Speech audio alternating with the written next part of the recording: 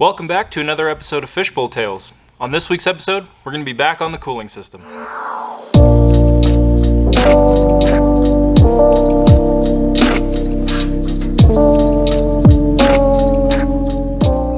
So one of my least favorite fabrication tasks is template making. I despise making templates, and I don't really know why. Templates can be made out of a lot of different things, and I've tried a lot of different materials over the years. Regular cardboard works okay. Cardstock works better if you're working with thin material to begin with. But this is the best thing that I have found so far.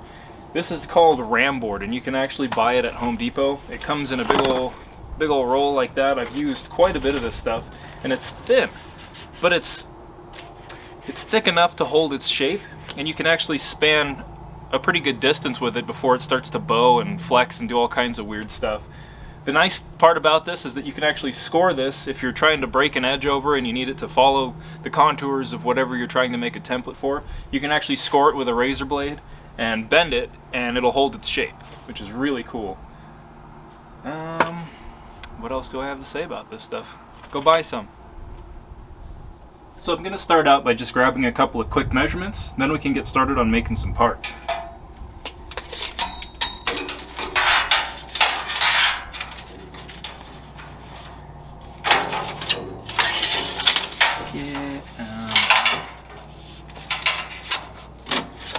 Grab the worst tape measure for this job, that's for sure. Come on. There we go. So we're about 31 1/4 wide.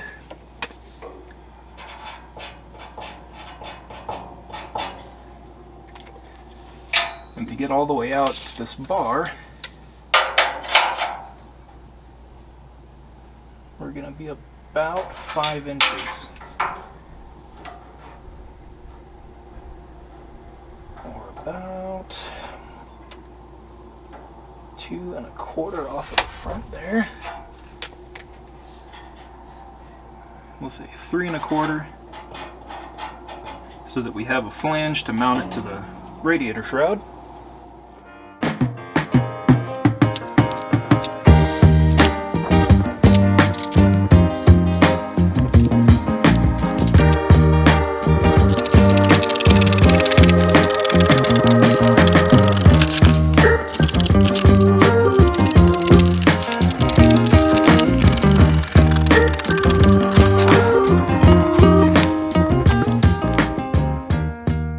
Alright, so this is kind of a tough area to get in and shoot, but you guys will get the idea. I've got my piece of ram board rough cut. It is 31 1/2 by 5 inches, so I've gone a little bit oversized on the dimensions of this piece, just because this is only for reference. So we're going to cut this guy until it fits all of the radii on these tubes, and we can get it in position where we want it. Then we can cut all the excess off and actually make it fit.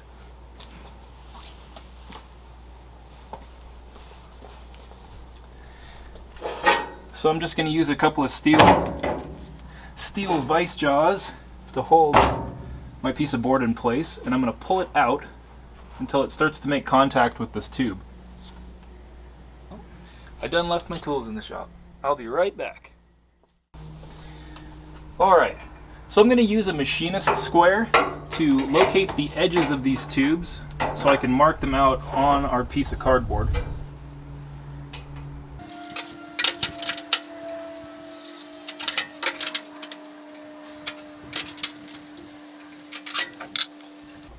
Okay, so now that we have a reference marking for the outside edges of this piece of tube, I'm going to come back with an offcut of this tube and lay out the radius. Okay, so we're looking at the radiator from a side profile view, and what I'm trying to accomplish from a design standpoint is to not make this ducting look like crap. So we're going to try to come out from the top of the radiator here. We're going to extend it out until it hits this bar, and we're going to drop it straight down along that bar until it hits the frame rail. Alright, so here's our template laid out on the table. What I'm going to do is measure out from this back edge 3 1/4 inches, which will be our finished overhang beyond the radiator shroud, plus 1 inch of material left so that we can bolt this thing on. I'm going to take that measurement, bring it back from this edge to where the marks for our 2-bar. I'm going to mark that out, and then we're going to draw the radius on with a piece of offcut of the tube that we used in the bus.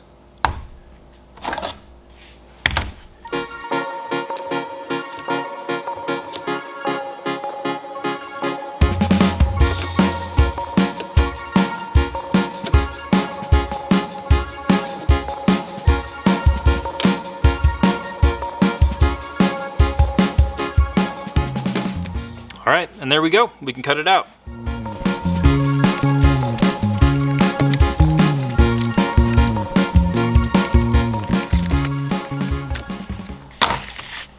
And there we go. Alright, here it goes. First test. I'm not expecting perfection right here because we are intersecting this tube in the middle of this bend. So I think we're going to have to exaggerate these just a little bit, but for a rough guess, let's just see how we did. Wow. That's actually not bad at all. Alright. I'm actually really happy with that. That fits way better than I expected it to. So since this bracket, or this template for this bracket, actually fits in here surprisingly well, I'm going to go ahead and scribe the underside of it right up against the radiator shroud. And that'll give us a reference point to cut back our 1 inch so that we can have a flange to bolt it down with. Alright, let's head inside and cut some metal. Lucky for us, I was able to find a good offcut from the radiator shroud that is more than enough to make this piece out of. So I'm going to go ahead and wipe this down with some lacquer thinner, get all the Sharpie marks off of it, lay out this piece on it, and get cutting.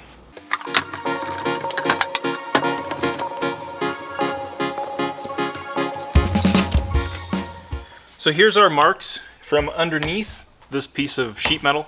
This is the end of the radiator shroud, so I'm going to pull this mark 1 inch out so that we have a flange to bolt it to the radiator shroud with.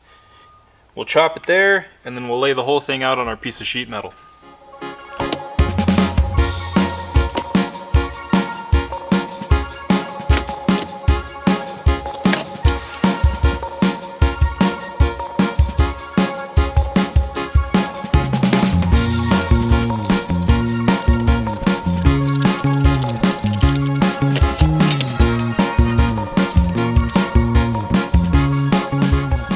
So what I'm doing here, since this line was cut with a pair of scissors, I'm just kind of picking up the high spots, and we'll take a straight edge and mark straight across there so that we can get the most accurate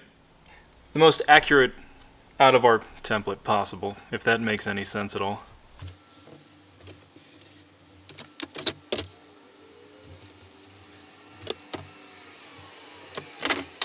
Alright, I'm going to try something a little bit different here that I've seen done before, but I've never tried myself, and that is to actually use a bar of soap to keep the cutoff wheel from galling up.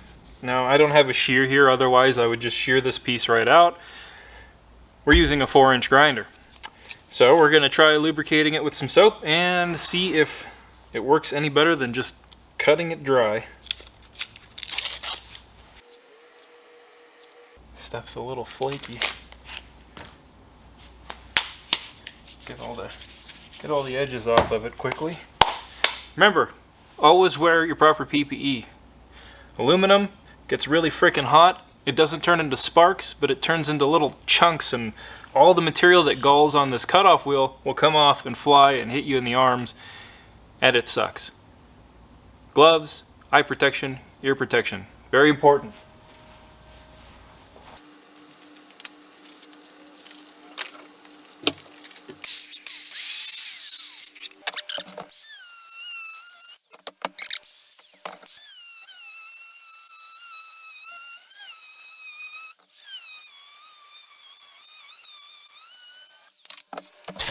Since we've got the cutoff wheel out, I'm going to go ahead and zip down these 2 slots and clear a little bit of material out there. We're going to have to get the radius with the die grinder, but we can remove the bulk of the material this way.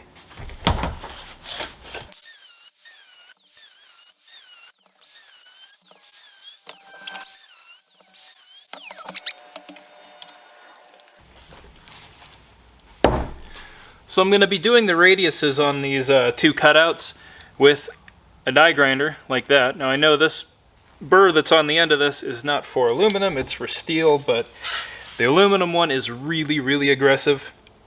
And I need to have just the slightest bit of control on this piece. So what works best that I've found so far, maybe it's soap actually, I don't know, I've never tried it with one of these, but is actually to spray it with WD-40.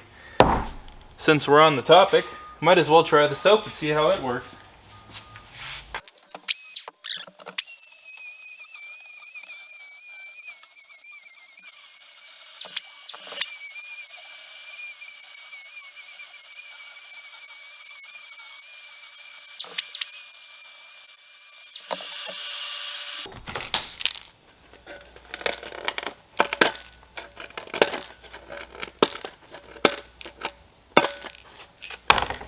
I have to give this proper deburring here. Now I actually prefer to use a really ratty, really dull Scotch-Brite wheel because it'll take the burr off of the edge of the metal without removing a lot of material.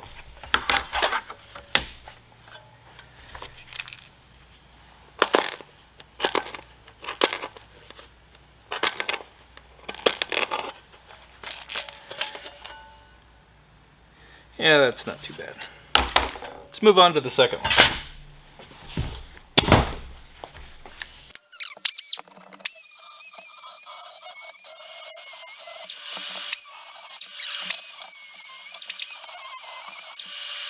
Yep, starting to gall up a little bit. Soap's not quite working all that great on this one. So I wasn't having too much luck on the carbide burr with lubricating it with soap. It is starting to gall up a little bit. I'm going to switch back to my tried and true method of spraying it down with a little bit of WD-40, and we'll see if that gets us along any faster.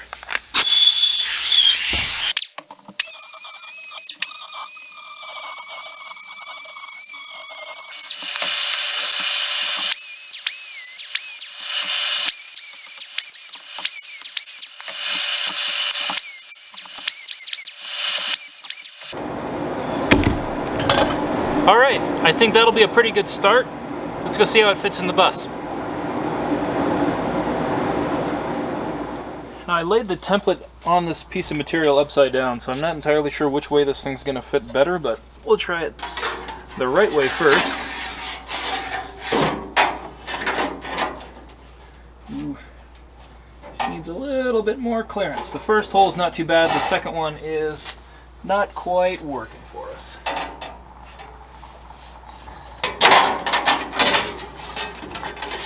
We can flip it around and check to make sure that it's not the hole spacing itself. Try it again that way. And we're running into the same thing. So we'll just have to open this one up a little bit, give it a little more clearance, and it should go right together. Yeah, that looks pretty good.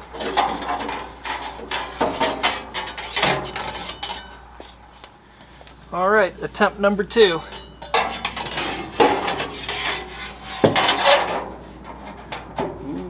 There we are. That is just beautiful. The problem is it goes the other direction. You can tell we're just a little bit short in this back corner.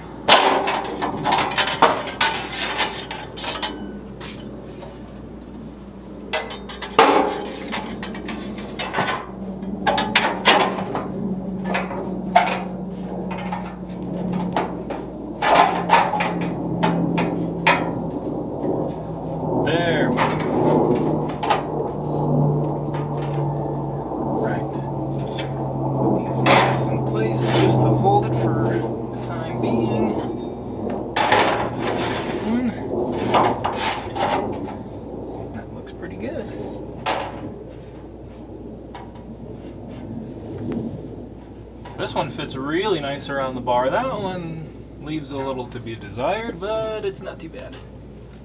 I can live with it.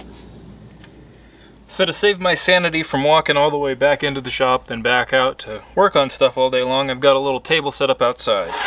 So here's our piece. I took it out of the bus. I marked both of the ends where they actually need to be marked and cut off. I'm going to lay out a hole spacing across the back edge of this where it's going to bolt down to the radiator shroud. And I'm going to drill some 1/8 inch holes, and we're going to use a set of Clecos to hold it in place for now so we can continue building our panels in the engine bay. So I'm going to come in a 1/2 inch from the back edge of this piece. Since we have 1 inch of overhang, I'm going to split the difference and land the hardware right in the middle.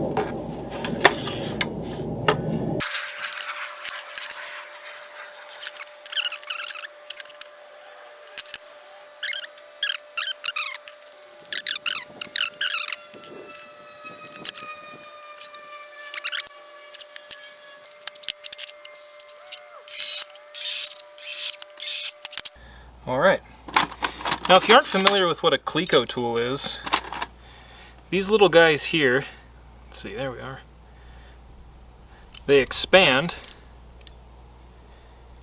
and they're made to go, good lord, I'm all over the place, I can't see where I'm shooting, hang on a second, let me do a better job of this. So this is a Cleco fastener and a pair of Cleco pliers. Now the way you would use this tool, you would drill an 1/8 inch hole in your piece of material and in the piece of material that you will be joining it to with a fastener. The Cleco goes into the hole, and see that little prong on the end? When it gets pulled back, there's an arbor in the center that expands it, and that allows the two pieces of metal to be gripped and held together. Alright, so I've got the piece of rough installed in here. It's held in place with the Clecos, and what we're going to do next is actually make a piece that is almost identical to it that's going to slide over the bar from the other direction. If you look over here, we've got a few inches left, if you can see that at all. We've got a few inches left until we actually meet the outside edge of this tube, and we land everything exactly where I'm happy with it. So let's get started on that next. So one of the benefits of having a template from the other side of the tube is that this piece that we're making on the other side is basically a mirror image of it, so our template works perfectly for laying that all out. So I'll spare you guys the repetition on cutting out the second piece, and I'll meet you back here once it's all finished up. Alright, got the second piece cut, it's sitting in there, and it's actually fitting pretty well. So what I want to do now is add a little bit of a Z-bend to both of these panels so that they sit flush on the edge, so that they're both in plane with each other. I'll show you what I mean. Okay, got it clamped down nice and tight. It's going to grab a second time once we grab the handles. Oh yeah. And I'm just going to bring that up so that this piece is flat. I'm going to release it. And that did almost nothing. We might have to go and grab the bead roller for this. Well, that didn't go quite as planned. So what I'm trying to do is bend a step right along this line here so that when the outside panel goes into it, it sits flush with the panel on the inside so that you have kind of a seamless look across the top of it. I'm pretty sure that my bends are too close together, and that's the reason why I'm not getting any movement out of it. We do have a bead roller. It's up on the mezzanine.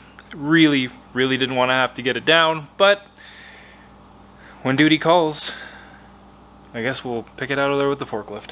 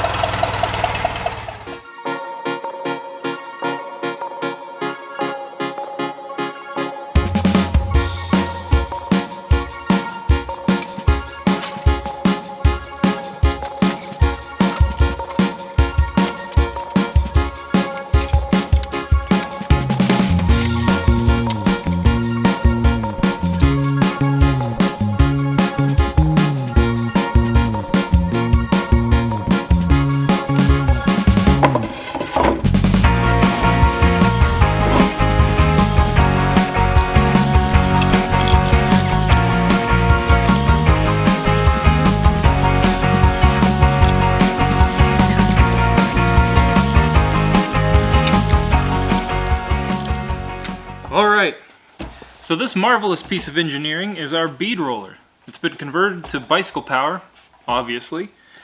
And I made this particle board table for the top of it because if you've ever tried to use a bead roller before, you know that it's damn near impossible to try to hold the piece of material that you're trying to roll a bead into, crank the wheel, and keep everything in line at the same time.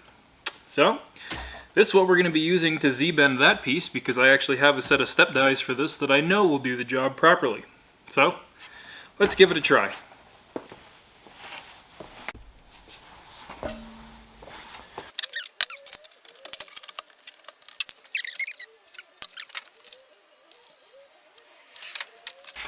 Now, a bead roller can be an incredibly tricky tool to use, and one of the keys is to have your work properly lighted.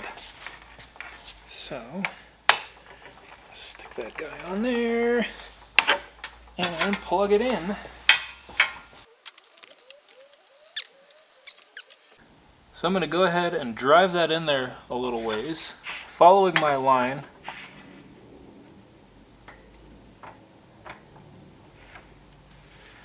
Now the line that I'm actually bending on, I'm lining up with the edge of this top die. And I'm just going to go ahead and put some pressure on that. Not very much, we're not going for like a full gigantic step over here. I just want to break the material over a little bit.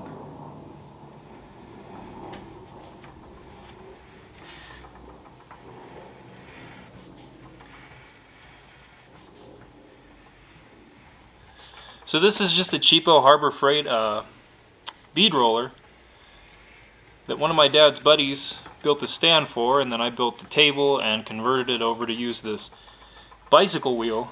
And you can see why this is so much nicer with the bicycle wheel, because normally these come with like an L-shaped crank handle, and it is just impossible to try to navigate this thing, keep everything straight, and rock yourself around to follow the handle. So, bicycle tire is a big improvement. If it had a little electric motor controlling it with a foot pedal, it'd be a pretty nice piece of machinery.